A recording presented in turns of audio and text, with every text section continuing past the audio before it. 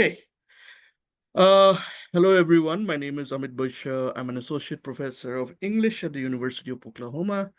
I teach climate fiction. I also write on climate fiction quite a bit. And it's my pleasure to welcome you to this panel titled Climate Crisis and the Cost of Silence, where we have four wonderful speakers and interlocutors today. So I'm going to just read out their biographies first up, and then we'll go on to a kind of conversation based on a loose set of things that we have been discussing over email.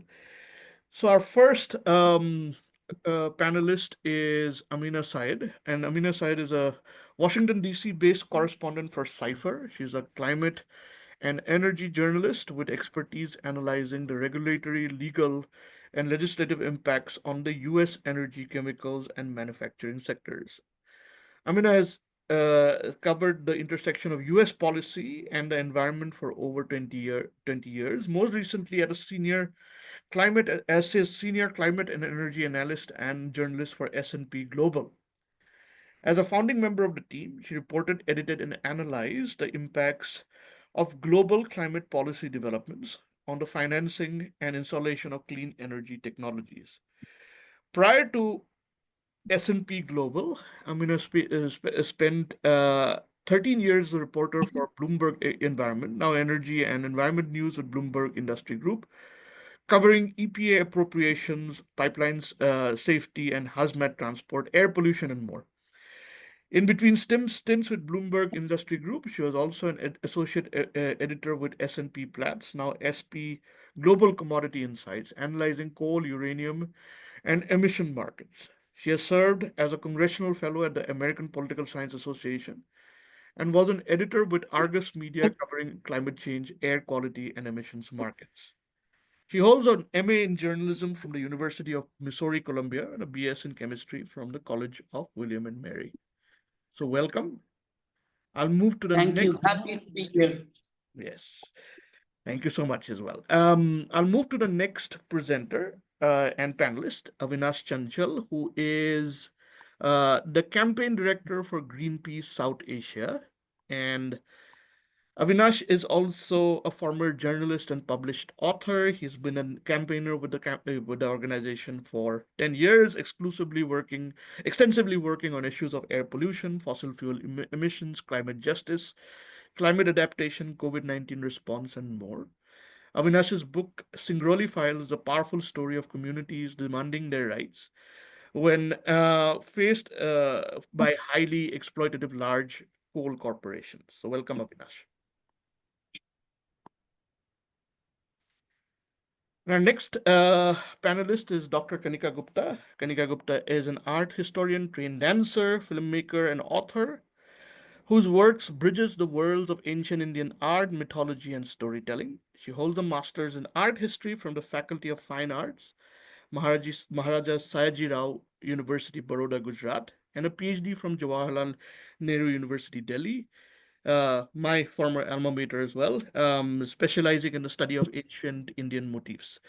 An accomplished writer, Kanika has authored Lupadhake, which is Unknown Sculptors of Ancient India, 2019, along with numerous research papers on Indian sculpture, aesthetics, painting, and mythology. Her latest works, The Cursed Land of Lustful Women and the Power of Storytelling, 2023, continue her exploration of history, art, and cultural narratives. Kanika was also the only Indian selected for the Slovene Ethnographic Museum's Artist in Residence for the Taking Care Project, an initiative focused on reinterpreting ethnographic collections through contemporary perspectives. Welcome, Kanika. And the last panelist I would like to introduce is, of course, Pankaj Seksaria, who is a researcher, writer, photographer, campaigner, and academic. He has worked extensively in the field of environment and wildlife conservation with a particular focus on the Andaman and Nicobar Islands. His debut novel, The Last Wave, which I've had the opportunity to teach in an environmental humanities class here, was also based on the Andamans and it's on the situation after the tsunami. So welcome, Pankaj, and welcome to all of you. I would like to begin the conversation by thinking a little bit about the title of this panel, which is just a moment, if I may just bring this up, which is the climate crisis and the cost of silence. And I wanted to ask what the cost of silence meant for all of you. And feel free to jump in when, and I'm not going to go in order per se of the presentations, but feel free to pitch in. So the cost of silence, what exactly does it mean? To think a little bit about the cost of silence, especially in this moment when, the question of the climate crisis and policies, especially in the United States, where I'm based, has it's been so hostile. So so thinking globally, so to speak, in some sense, of the cost of silence, and also maybe what it means for you personally at a personal level and also at a professional and disciplinary level. So maybe I'd like to open up with this question, and so feel free to jump in, whoever wants to take the lead. Thank you. I can jump in on this Sure. one. Hmm. So, the question that I would pose right back to you, Amit, and the rest of the panelists is, how are we defining the cost of silence? Are we talking about climate denial? Are we talking about inaction? If we're talking about climate denial, yes, from a US perspective, which is my area of expertise, yes, there is slight acknowledgement under the Trump administration that it's happening, but it has to be seen in a larger context. Okay, there are lots of technologies that are being promoted by this administration. To be fair, that are zero emitting, like geothermal, like hydropower, like nuclear, etc. So that's one element. Inaction is obviously any progress that was made on addressing the climate through regulation, through policies, through tax credits. It's going to slow down. There's no question about it. Under the Trump administration, they have made it clear they're getting rid of rules, they're getting rid of staff, they're getting uh, and right now the reconciliation process is going on in the U.S. Congress, and so there's that element of it. Looking at it globally, we are talking losses. We're already feeling the climate effects, and those are going into the trillions. Now, from a US perspective alone, just to put this in, provide you with context, NOAA puts out these numbers. Last year, there were climate fueled events that there were 27 of them, which cost 184.8 billion with a B. Okay. So, and in the last, I don't know, 20 years, the cost has gone up to 2.945 trillion with a T. So, this is the scale that we're looking at. It's happening everywhere. It's no longer something in the future, it's happening now. So,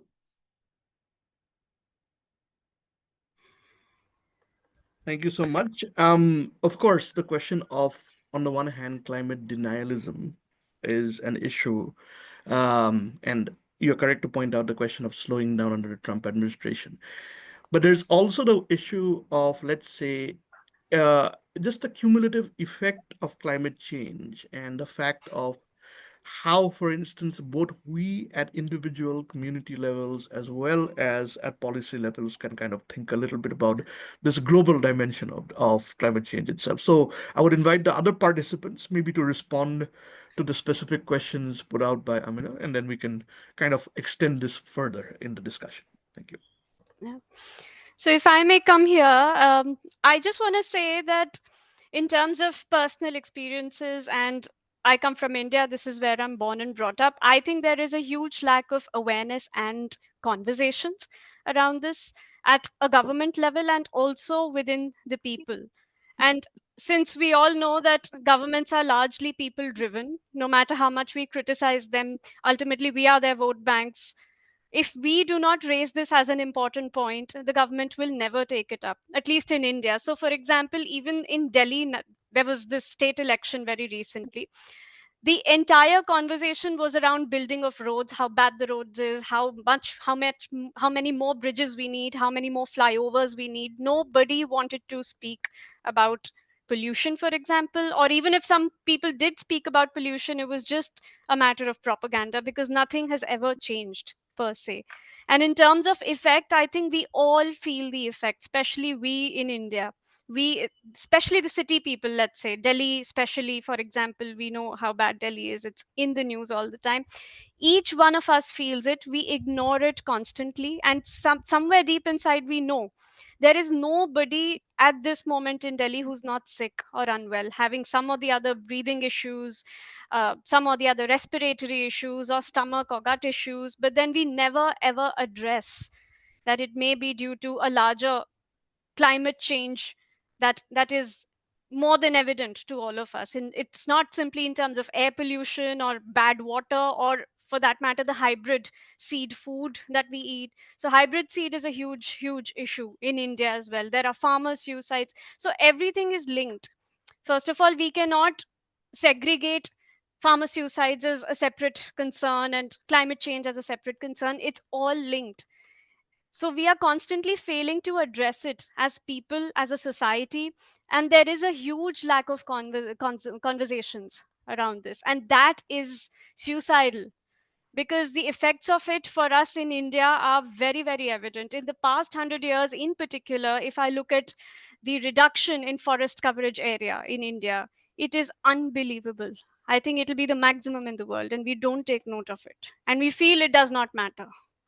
I think it is catastrophic. Thank you, Kanika. And of course, one of the things that you mentioned here, which we can push a little bit further later on, is how the effect of climate change is actually being felt in our bodies, right? The fact about illnesses, whether it's in breathing, whether it's in the gut, and so on. So there's, of course, that element there. But Avinash and Pankaj, if you would like to join in. Yeah, I would like to add what Kanika has said. Like, I feel like being as an Indian and as a community, the cost of this silence is about having 314 days of extreme weather events out of 365 days in a year. Like it means that 214 days of flood and landslides, 66 days of heat wave, 185 days of lightning, 46 days of cold wave, more than 3,000 deaths because of extreme weather events, thousands of house got damaged, massive destruction of our natural habitat, biodiversity, from a forest of Hasdeo in Chhattisgarh to Andaman, Nicobar to Western Ghat, everywhere. So I feel like that's like we are already in our life, in our daily life, we are facing this impact of climate inaction. And obviously, yes, we all are having this impact, witnessing these impacts. But we should not forget that there are the communities who are at the forefront of this climate impacts. They are facing more burnt of this climate crisis. Whether you are like they are working as an informal worker, where they are working as a street vendors. Imagine right now we are seeing unprecedented heat wave episodes in our cities, and how this is impacting our street vendors, our construction workers, our waste pickers. It's unimaginable. We can't even imagine the way it is impacting to their livelihood, to their health, to their and in general, we are not even like, we are just talking about the economic side of these damage, right? We are not talking about the non-economic loss and damage. So obviously, like it's massive, and this silence is causing these crises. Yeah. Yeah, hi, good evening. I have a slightly different take on this. While I agree with what all three have said, and I was just thinking as I was listening also, if of something of the paradox of the climate change and silence. So, while I agree with Kanika, but I do think that there is a lot of conversation around climate change. I mean, we certainly need more, but actually, I think it is too much of a particular kind of conversation around climate change. And I say that from two or three kind of contexts from what I see. If one looks at the media, for instance, there's an incredible amount of reporting, at least in the Indian media, on environmental issues, on forests, on wildlife, much more than earlier. And I think it's far underestimated than actually there is, because we track the media on a regular basis. I do multiple newsletters on that. So there is a lot of information constantly, sometimes out of context, actually. And I'll come to that. The other is in educational institutions, if you look at the kind of programs that are being put together, multiple universities, multiple institutions now have programs, departments on climate studies and climate science. There are more and more programs at the master's level, PhD levels. I've been in conversation with many young groups trying to argue and see, what are the possibilities in terms of, say, careers going forward. So they're seeing the need and trying to see how they can work with that. So there is a huge amount of conversation, in my opinion. The problem is twofold. I think one is it is very very transactional, if I put it that way. So everything is put in the basket of climate change. Now, the problem with that is it is completely undermining and ignoring the more structural, the more political, the more equity-based things, because a extreme weather event, of course, there is a complication and there's a dimension of that related very much to what's happening to the weather and to climate. But the impacts of that are not necessarily without looking at the political and the environmental and the social and the equitable issue. So what happens to land? Who owns land? Who is allowed to make a house there? Who gets pushed to the margins? So I think it becomes, I think, counterproductive when everything is then put in the basket of climate change alone. And I think conversations starting with climate change, my response has been, let's start somewhere else. It is very important. It needs to be done. But we can't start by making the climate change discussion, because uh, and I see this in some of my colleagues. There's a concern over fear mongering. So if you look at the narratives on climate change, we are just saying too much more. And if you look at the data over the last 30, 40 years, what was said, I mean, actually, I'm in the middle of a conversation with colleagues here in IIT Bombay who are saying that, yes, we are concerned, but what is the data that was offered? What is actually happening? So that is something that we might actually undercut some of the issues and some of the possibilities. And the third, final quick point, and agreeing completely, is that there's a huge disconnect between what we are seeing and saying and what we are doing. So we might talk of doing these climate action plans, while at the same time we want to do nothing about the tree cover being lost in the neighborhood. And like Avinash mentioned, in large numbers across the country, we are not aware to the values that biodiversity, that tree cover brings to us. So outside the window, we forget what's happening. Inside, you are sitting and making climate action plans. So I mean, there are multiple paradoxes there that actually how I would look at it as my starting set of comments here. Could Would I any of jump in? the panelists like to respond to Pankaj's provocation as well? I think these are very interesting conversations to be had about paradoxes when we deal with climate change, so to speak. Yeah. So, if I may If say I'm something here, because there is this whole idea of a conversation happening in India, I think it is from a very, I don't want to use the word, but I think I should now, capitalistic and materialistic perspective.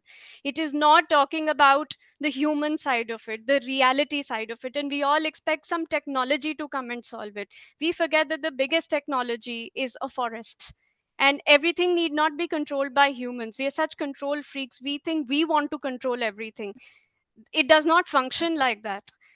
We want to create city forest. I think that is an absolutely false idea. Natural forests need to exist. And I don't know what is the problem with that. Why can't we let a natural forest exist, which we do not control? Because it's so perhaps problematic to the human mind that there is something that we are not controlling and we have to be in control of everything that happens. I think it is a problematic idea to have everything under human control, and the approach therefore is human centric, not landscape centric or nature centric. And then coming from a very let's say lower middle class community and a colony here in Delhi, I can tell you that there is very little conversation about let's say climate change yes, it's just a word floating around in the air. Nobody even understand what it means, how it's affecting. Nobody cares. And there is definitely very, very little conversation around it, if at all. So all the conversation that is happening within a certain, let's say, colonial perspective, materialistic perspective, is within certain very specific setups, let's say educational setups, because that will lead to, let's say, more money for some people. That will also become a setup within the capitalist materialistic larger setup, and therefore it will never solve the problem. But the conversation is not coming or reaching the people it should, the larger section of the people who are actually affected, people who do not have huge amounts of money. It has to come from them also, and it's not coming from them. That is what I mean about conversation coming from people, not from somebody sitting, let's say, in very high societies or some university spaces alone. That I don't think that will be enough ever, because the politicians then will never take hold of note of it. We as people are not taking note of it, and we're not going to solve the problem, or reach anywhere. So I wanted to jump in and address something that Amit had brought up and something that Pankaj brought up and Dr. Kanika brought up and Avinash brought up. I hope I didn't mispronounce anybody's names. Um, I think as a journalist, I have always, as an environmental journalist, actually, I have always looked for solutions. Okay, how do you turn this issue, because it becomes too abstract for the average person to understand. So the way I have seen it being played out, and not only in the United States, in certain communities where I've gone and reported, but also right now I'm in Pakistan and I'm seeing it play out as a pocketbook issue. High electricity bills. Well, what is the cheapest option available? It's solar, right? Solar is zero emitting. Solar does not bring in pollution. And it's lowering people's bills.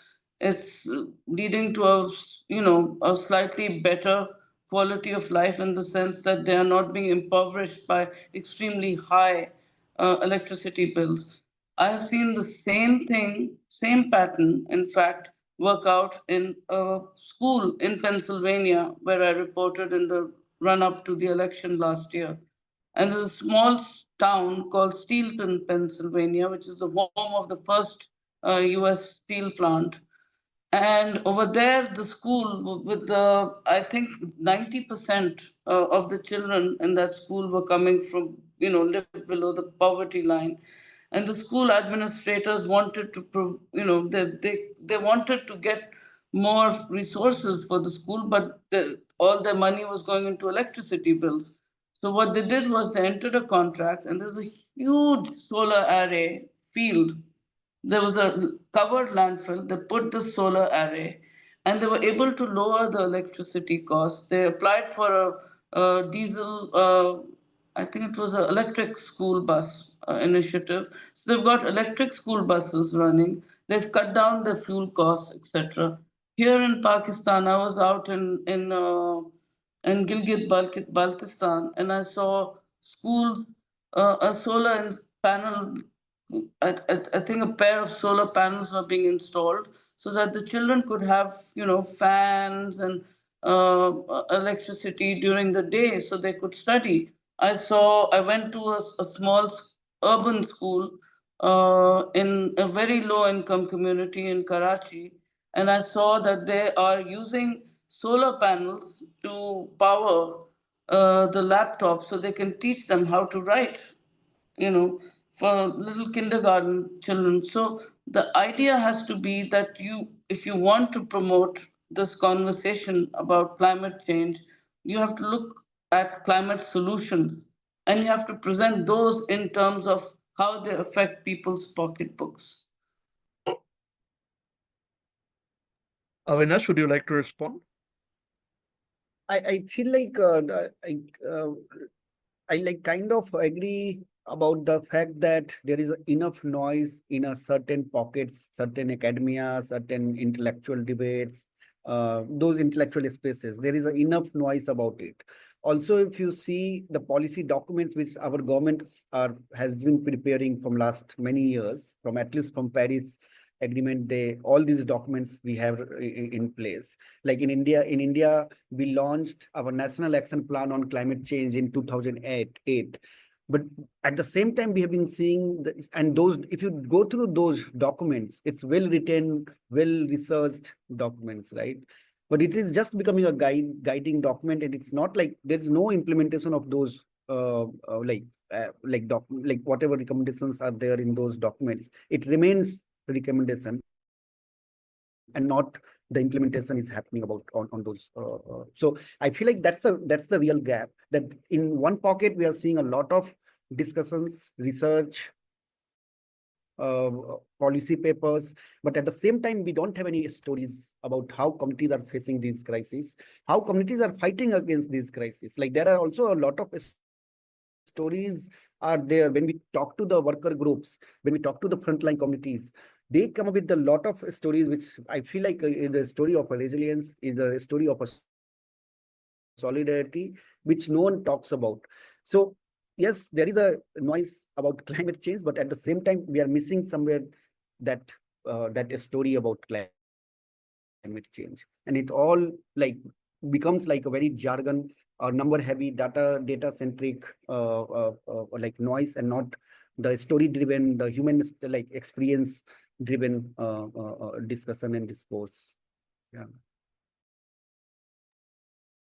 Listening to your all your comments, it makes me think about a couple of things which I'd like to extend a bit further. One, of course, is the naming of the issue itself as climate change, right? I mean, it's kind of seems so big and abstract that sometimes it seems overwhelming, especially when we think about it at more global dimensions, right? And I'm also thinking about Pankaj's comment that maybe sometimes there could be a displacement into other registers, social, ecological, political in some ways, which could allow us a certain way, maybe of contending with these issues at much localized and smaller levels. I'm thinking, so to speak, about Kanika's comment, right? When you speak, for instance, to people in your locality, are there other languages through which climate change, for instance, is being conceptualized? I'm go back to Amina's comment as well, which I mean, when you talk about, for instance, the use of solar power and certain local ways through which,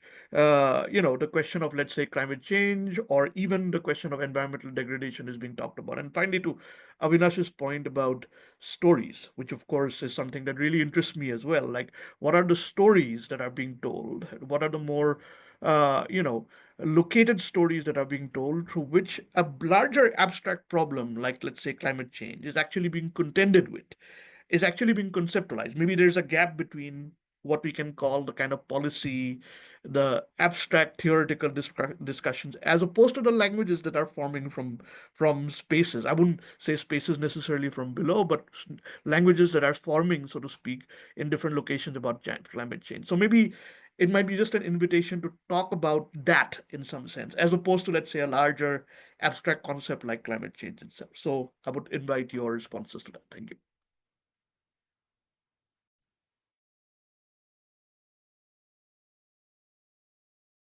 Yeah, so maybe I can pitch in here. I think the climate change, like I personally, I believe, and that's all like my personal belief, that we should stop talking about climate change.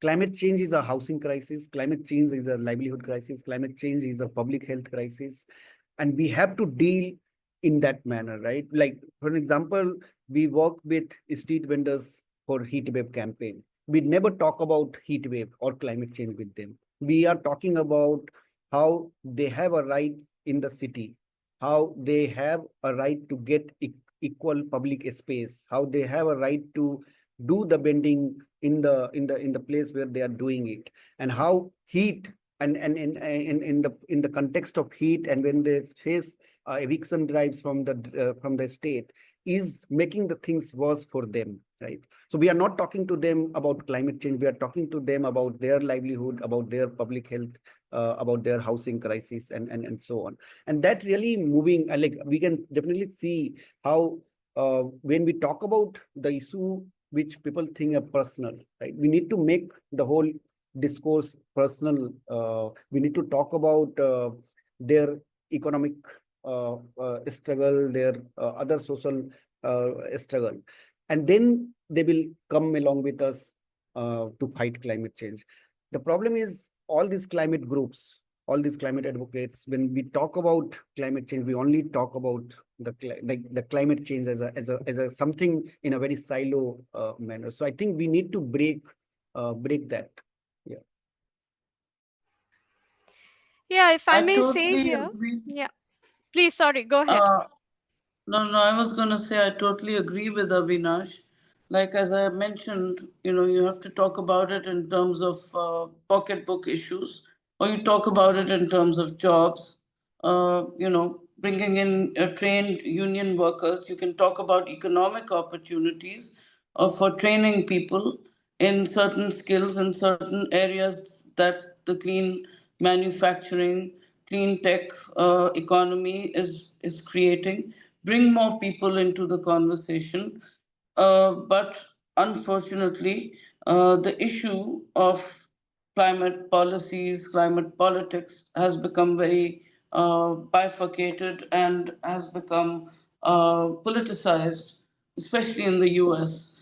But as we have seen in the last 4 years, with the passage of the Inflation Reduction Act, which poured billions into the economy to start jumpstart this clean tech economy, we have seen the people who didn't vote for the Inflation Reduction Act, meaning the Republicans, actually their communities have benefited the most.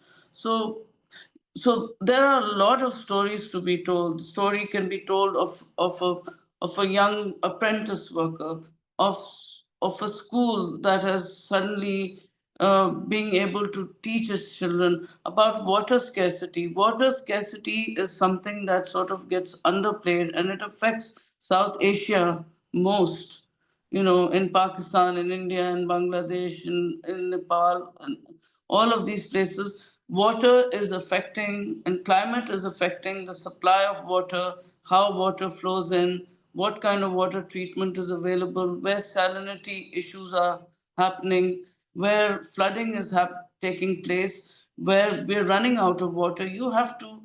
There are multiple stories that you can tell, and you can add in the fact that this is being fueled. That's just one line in your story or in your narrative when you're talking about it. I mean, there's so many stories that have been written, novels have been written, and around. And I I think it's already happening personally, but I think it can be done more. And I've seen the trend going towards more and more coverage.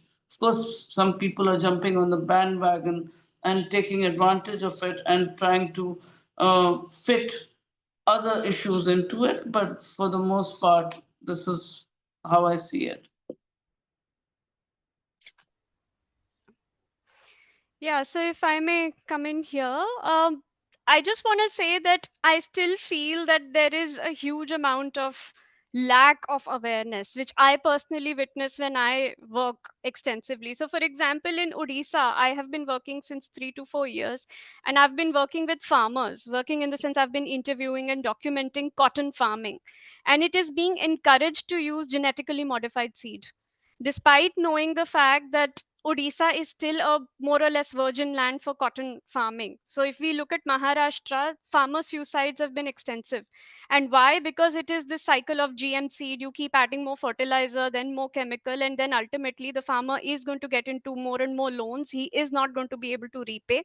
The profit will not be enough, and he will drink the pesticide. So, this cycle is coming into Odisha. Nobody has any awareness. The government is not discouraging genetically modified seeds. There are very few groups working on organic cotton. Of course, they don't not exist, but it is just, it's not making a change. So there is a huge problem in Uttar Pradesh, in Punjab. Once Punjab, Haryana, not 50, 100 years ago, was extensively forested. Over the past 100 years, we've completely ruined it. And still, people don't care. Still, there is no conversation about reforestation of certain patches which are absolutely imperative. So, for example, Indian mountains, Himalayas, if you look at the condition in which these hills are, these mountains are. It's devastating. And recently we have made a 4-lane road on a mountain. What is the mountain going to do? We've made a tunnel, in the longest tunnel, and we are proud of it. The tunnel has collapsed. That never comes into the news. People die. What is the mountain going to do? So when I go to these mountains before the rains. They cut the trees, they dig the hill, and they leave it, and the rain comes and the soil just washes away. Where is the awareness in the people or in the government? Nobody speaks for it. I see the water turning red and brown because the soil is being drained down. Then there is a landslide, people die, there are accidents. Nobody cares. Holiday still continues. Tourism is on a high. We are still promoting tourism everywhere in India. Tourism is what we want because we want capital. I really don't see these conversations happening. And then certain technologies, I think I would say that it is extremely problematic to consider certain technologies as solutions. So, for example, battery run cars are not the solution. Batteries are going to leave you with certain residue, and where are they going to land up? Almost like nuclear waste or past computer waste, it's going to be a colonial project. It's going to be dumped into islands of indigenous communities, and some of these communities which are in extreme minority have awareness, in fact. So I'm recently working with Ho community and Kuduk community. So Orang community, actually they speak a language called Kuduk, and I'm working and I'm talking to them, and I'm hoping to shoot something with them. They have awareness, but they can't do anything. They're not able to bring a change because the larger section of the society does not care, does not does not listen, or they basically don't bother.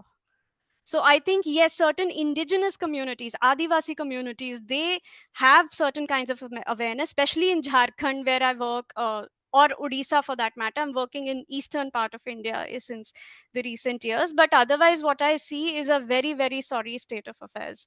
We are still doing construction even in the Sikkim hills. These are extremely sensitive belt. We want to still make some helipads and some bridges and trains. Why do we want to make all this? So there is this over touristic concerns that we have, and also heritage suffers. So we have absolutely ignored this whole idea of our cultural heritage, and that how hugely that gets affected by these over materialistic capitalistic projects. And of course that harbingers our health, our well-being of everybody, rich, poor, or everybody. And of course it brings a catastrophe, the catastrophe of climate change. Yeah.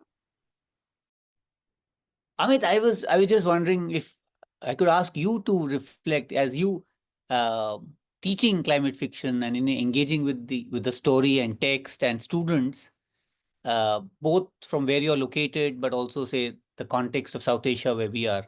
What is your sense of stories around climate change? And there's a whole new genre of climate fiction, or whether it's new or it existed or it has a new name. So, would you like to share with us? Because it'll be very fascinating to get your insights into this as well. Actually, I was trying to move to that question in a Oh, bit, but okay. thank you for asking it. But just kind of like a brief response. Since I teach climate fiction here, and I'd like to connect it also to a couple of comments that have already been made by some of our panelists, right? For instance, Avinash talked about silos, right? The fact that silos are the one that kind of inhibit conversation. Kanika talked about, for instance, connectedness, that in a way we have to think about connectedness, not just in terms of connectedness in terms of the human and the non-humans around, but also disciplinary connectedness, right? So if you want, for instance, to talk about climate change, and I would like to use this as a way to move transition probably to the next phase as well, is the way in which a certain connectedness comes, because when we tell the story of climate, right, and when we tell the story of humans and non-humans in the climate, so to speak, in some ways, we are talking about, for number one, long time frames.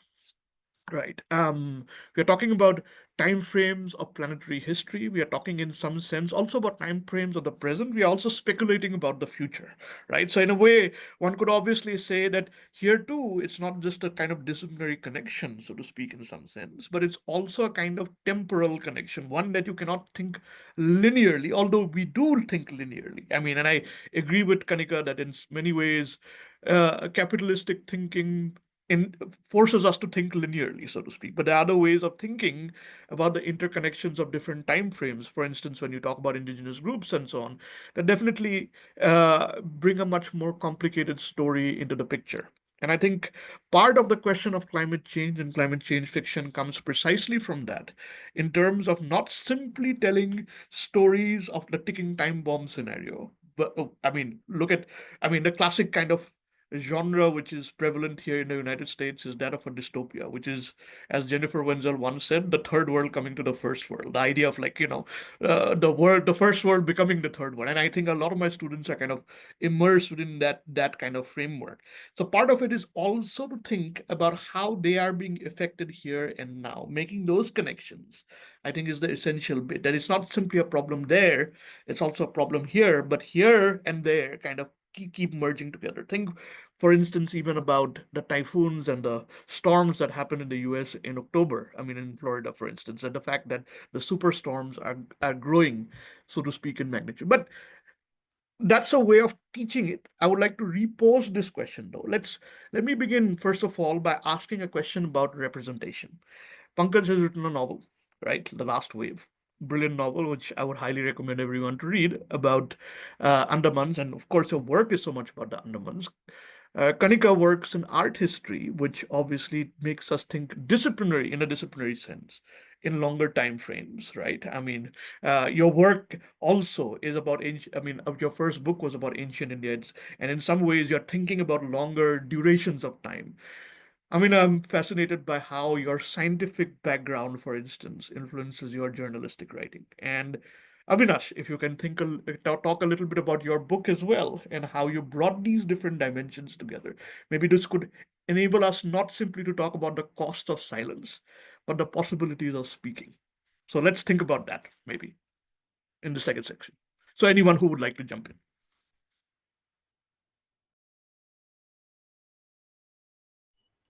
Yeah, I mean, I can begin. So I mean, when I speak about art history, yes, it is a lot of reflecting into the past. And somewhere I think my motivation was from what I was seeing around me.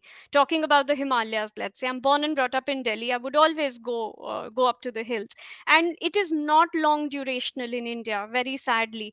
I have seen the change in the past 10 years very, very strongly. In the past 20 years, it is huge from what I witnessed. And of course, so I'm from, I'm an 80s child, as they say. I mean, we were taught climate change in our books, but well, there was a forest next to our school that was cut down. So this textual information is very, it's fake. It's very, to cover the syllabus. And you know how education works, that's another conversation altogether. But so coming back to my work, I have studied ancient Indian cults, and within that, I was interested in forest deities. So, how forests were perceived in ancient India. And for the longest time, there have been communities that have lived in peace and not against environment.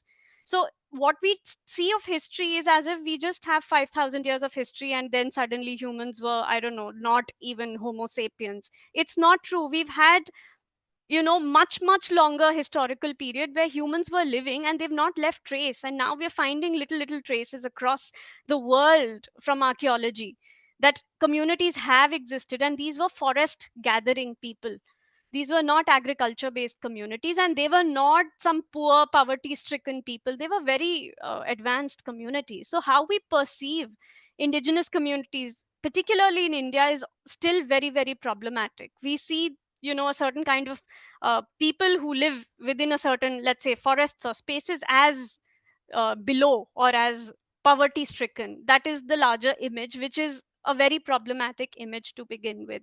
And yes, even in history, I have been able to trace patterns of deforestation that have negatively affected, and people have reacted in different ways to it. So yes, it has been a journey, but what we have seen in the past 100 years in India is absolutely unprecedented. So for example, even the stories of Soni Mahiwal, which come from Punjab, or the Heer Ranjha that have been re-recited within that region, they talk about forests. They talk about these forested rivers and beautiful trees, and these lovers are going there for the rendezvous. They don't exist. They don't exist anymore. So these forests are not part of imagination. They existed, and they don't exist today. And if we pick up any book, they'll just say, oh, there is no information about what forest existed 100 years ago. In fact, we just have to look at different sources.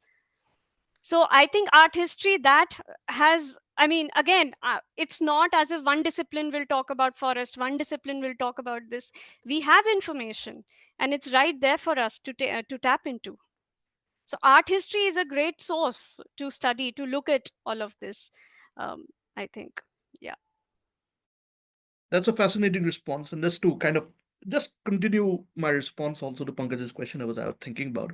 I mean, one way of thinking about climate fiction is to think of it as very presentist, that it's just written in the last 20 or 30 years. But I think what Kanika's response tells us is how we can reread the past. Let's say the Soni Mahiwal story in terms of the question of the presence and absence of forests.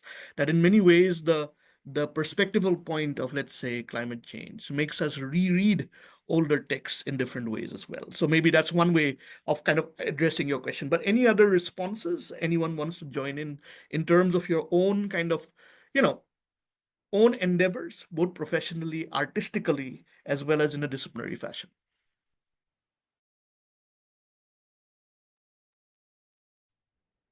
You Yeah, like me to jump? yeah, go ahead, Amina, go ahead.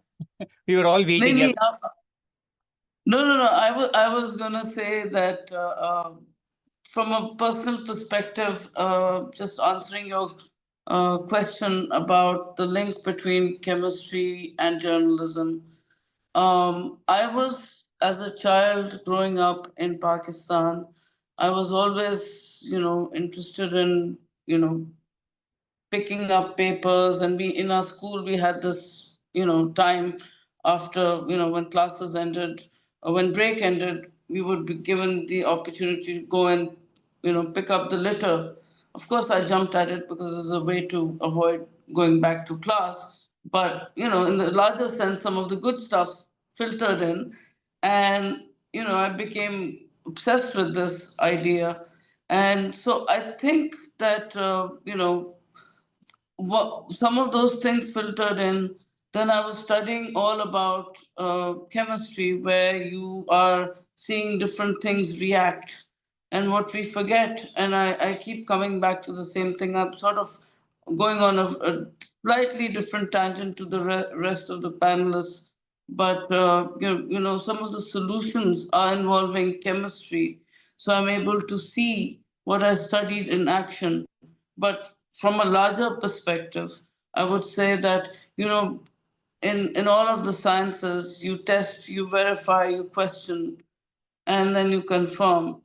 As a journalist, you're not testing, but you're asking a variety of people what they think, to avoid that he said, she said. In fact, Amit, you're at the University of Oklahoma, is that right? Well, I believe there used to be, in your journalism department, there was a gentleman by the name of Peter Gage, who was my teacher at University of Missouri, Columbia. And one of the things he said to us was, you must get all sides, all versions of the truth. There is no such thing as the absolute truth.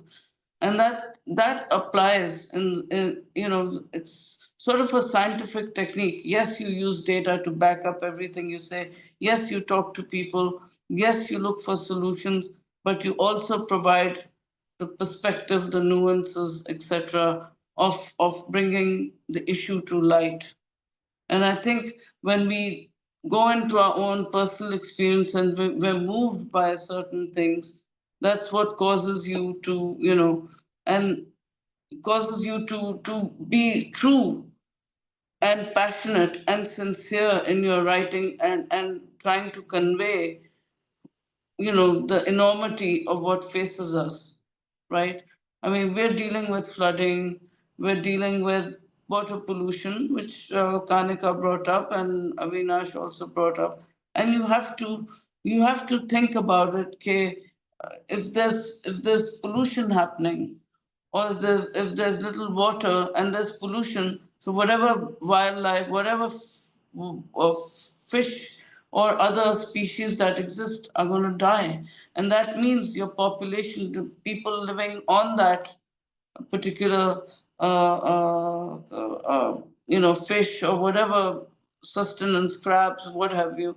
They were their source of revenue is gone, so they suffer, and they, so I mean, it comes down to economics. Everything is sort of interrelated, and then from a totally perspective of, I feel like my training in the sciences has actually helped me, allowed me to question and be able to also look for solutions, like I said at the start of the conversation, and also highlight the problems of deforestation that Kanika has been talking about extensively, the problems of economic opportunities that Avinash has been talking about. So.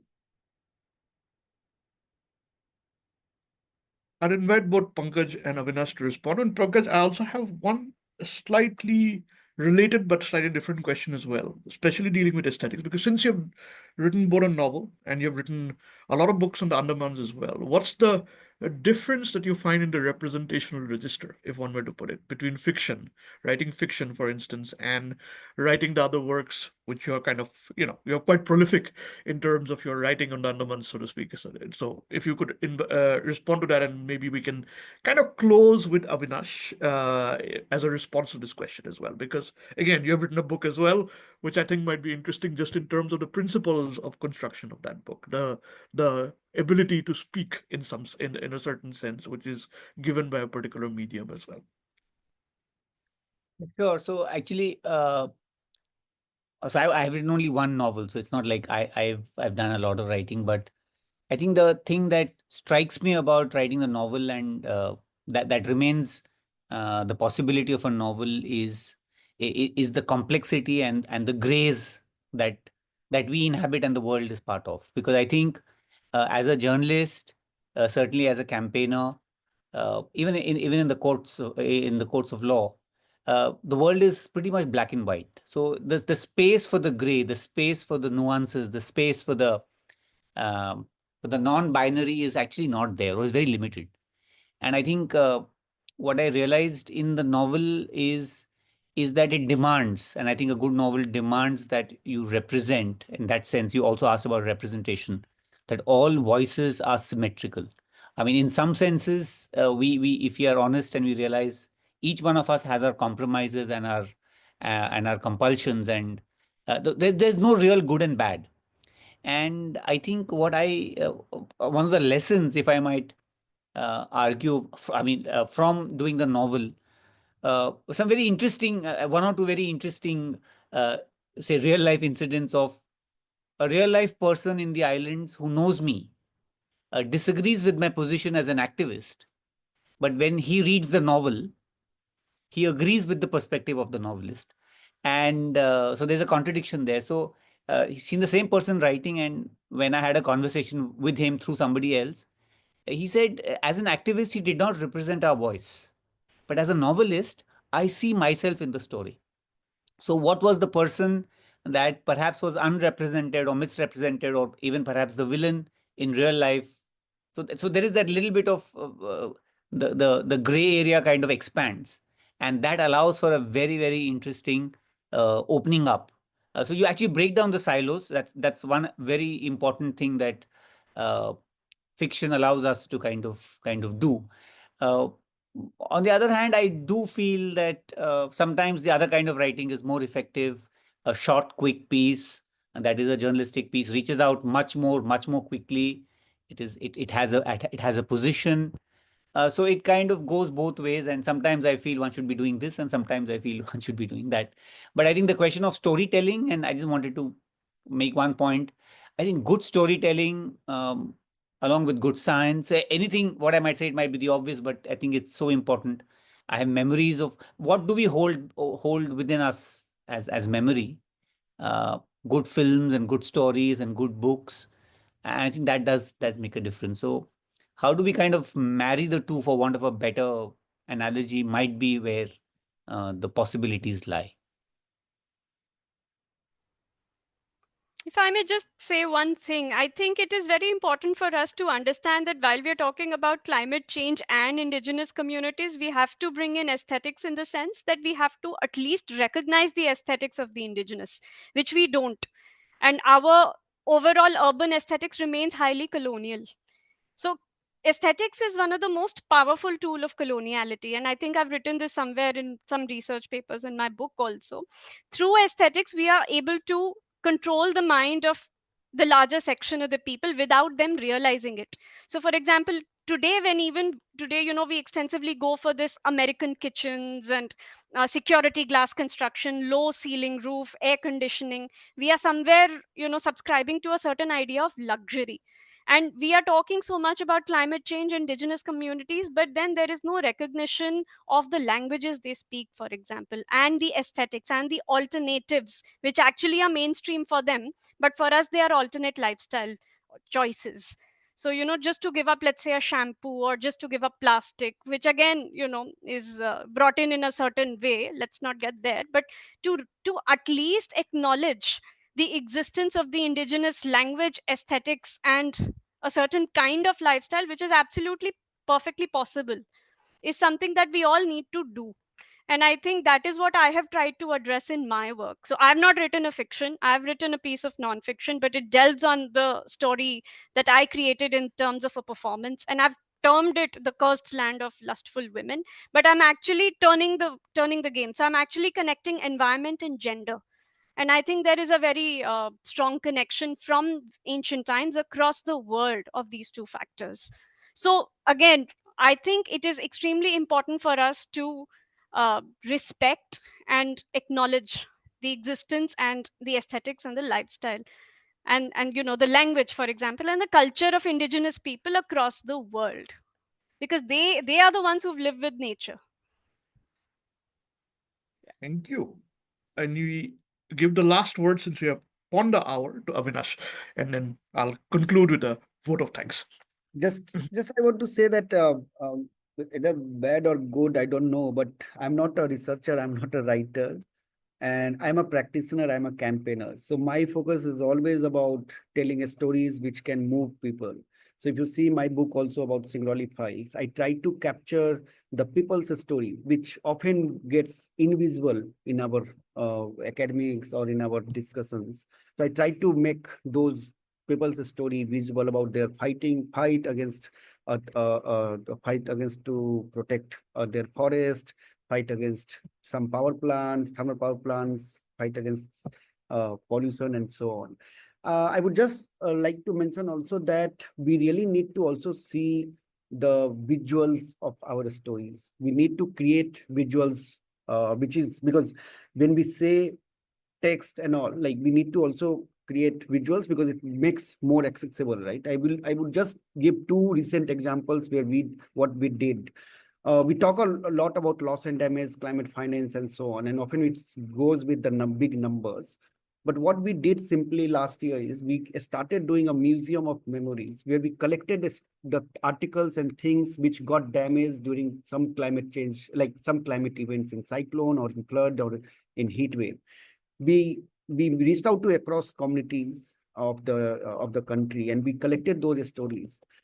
And then when we presented those stories and we invited the policymakers, MPs, and some, like we also invited the fossil fuel companies to visit our museum.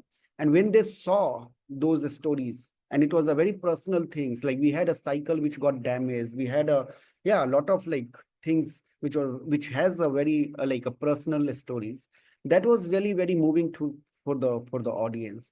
Then we also invited those communities who are at the forefront of it, and we created a human libraries. So we were not talking about from some books, but those individuals, those community members were sharing about their experiences, and that really moved a lot to the urban audience.